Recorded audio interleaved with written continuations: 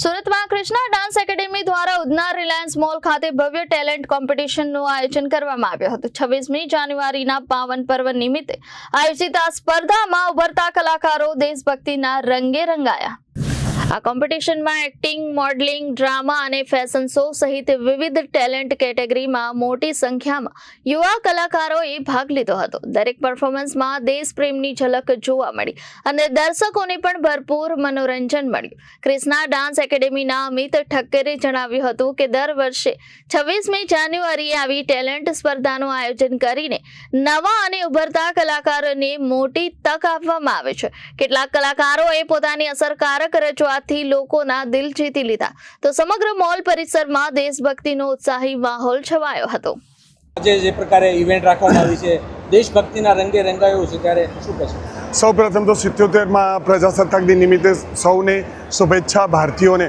અને આજે ભારતની અંદર પ્રજાસત્તાક દિનના દિવસે અમિતભાઈ ઠક્કર દ્વારા એવરી યર ટેલેન્ટ શોનું ઓર્ગેનાઇઝ કરવામાં આવે છે, જ્યાં ડાન્સ સ્પર્ધા હોય છે, પેટ્રિયોટિક ડાન્સ એટલે દેશભક્તિના મોસ્ટલી બધા જ ડાન્સો, અલગ અલગ સ્કૂલના કલાકારો પાર્ટિસિપેટ કરે છે, ફેશન શો એક કલ્ચરની રીતે પ્રેઝન્ટ કરવામાં આવે છે અને એ બી આજના સ્પેશિયલ દિવસે પ્રજાસત્તાક દિન નિમિત્તે।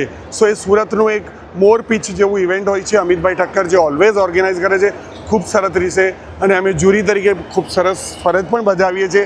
વર્ષોથી અમિતભાઈના દરેક ઇવેન્ટમાં અમે હોઈએ છીએ અને આ ઇવેન્ટની અમે રાહ જોતા હોઈએ છીએ। અમિતભાઈ, શું કહેશો? આજે 26મી જાન્યુઆરીમાં એક ઇવેન્ટનું આયોજન, આજે ટેલેન્ટ કોન્ટેસ્ટ 2026નું આયોજન કર્યું છે, જેમાં કહી શકાય કે જુનિયર કેજીથી માંડી અને 65-66 વર્ષ સુધીના લોકોએ પાર્ટિસિપેટ કર્યું છે।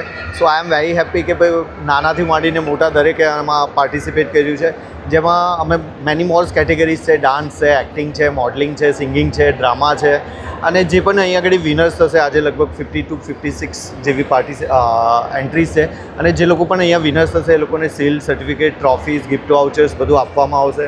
સાથે જ અમારી જ્યુરી ટીમ સાથે અમારી ગેસ્ટ ટીમ, આ બધાનો સહયોગ હંમેશા અમને મળતો રહે છે અને આ લોકોના પ્રેમ અને સહકારથી જ બસ આવી ઇવેન્ટના આયોજન અમે કરતા રહીએ છીએ। Reporter Arvind Rathod, Janadesh news, Surat.